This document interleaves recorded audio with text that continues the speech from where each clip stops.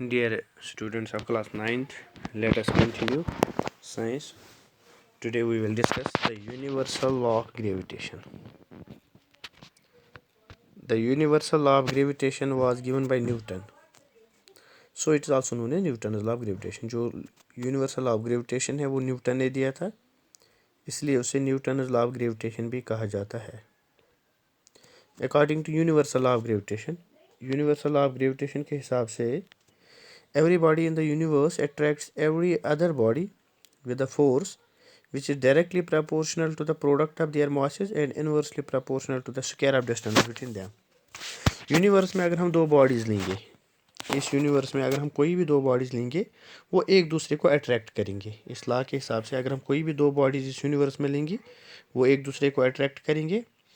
जो force of attraction होगा वो डायरेक्टली प्रोपोर्शनल होगा उन बॉडीज़ के मासेस को और इन्वर्सली प्रोपोर्शनल होगा उनके बीच जो डिस्टेंस होगी. फॉर एग्जांपल अगर हम टू बॉडीज़ लेंगे ए और बी, अगर ए का मास है m1, बी का मास है m2 और अगर उनके बीच डिस्टेंस है r, तो फिर हम यूनिवर्सल लॉ ऑफ ग्रेविटेशन के हिसाब से कह सकते हैं जो फोर्स ऑफ अट्रैक्शन होगा दो बॉडीज़ के दरमियान वो डायरेक्टली प्रोपोर्शनल होगा product of their masses. So F is directly proportional to m1 into m2 और जो उनके बीच फोर्स ऑफ अट्रैक्शन होगा वो इन्वर्सली प्रोपोर्शनल होगा square of distance between them. उनके बीच जो डिस्टेंस होगी उसका स्क्वायर लेना है, उसको इन्वर्सली प्रोपोर्शनल होगा. So F is inversely proportional to 1/r square. Inversely proportional जब भी हम लेते हैं वो क्वांटिटी हम डिनोमिनेटर में लेते हैं.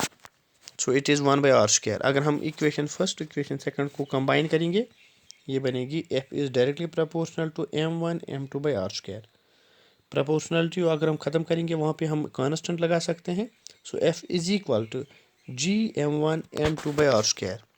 वायर जी जो एक कांस्टेंट है, G is a constant known as universal gravitation constant. ये यूनिवर्सल ग्रेविटेशनल कांस्टेंट इसको कहा जाता है. Value of gravitational constant does not depend upon the medium between the two bodies, it only depends upon their masses and the distance between them. जो universal gravitational constant G है ये दो bodies के दरमियान है, ये मीडियम पे depend नहीं है. हमने दो बॉडीज़ को कौन से मीडियम में लिया है, वाटर में है, एयर में है, अर्थ पे है, बल्कि ये डिपेंड है सिर्फ उनके मासेस पे, उनका मास क्या है और उनके बीच क्या डिस्टेंस है. जो अबव फार्मूला है इससे हम निकाल सकते हैं ग्रेविटेशनल फोर्स ऑफ अट्रैक्शन दो बॉडीज़ के दरमियान.